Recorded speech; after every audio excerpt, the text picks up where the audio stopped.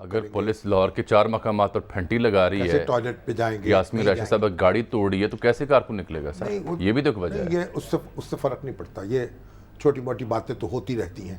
کوئی پولیس نے مطلب ہے کہ کچھ زیادتی کر لی، کبھی ہجوم نے کر لی، ایسی ہم نے دیکھی ہیں ویڈیوز جن میں خواتین جو ہیں پولیس کے لوگوں کی بہت بے عزتی کر رہی ہیں اور وہ خاموشی سے کھڑے ہیں۔ یہ دونوں معاملات کی ان گنت ویڈیوز ہیں۔ کوئی پولیس کے ساتھ بھی زیادتی ہوئی، مظاہرین کے ساتھ بھی زیادتی ہوئی، کہیں ان کو غصہ آ گیا ہے۔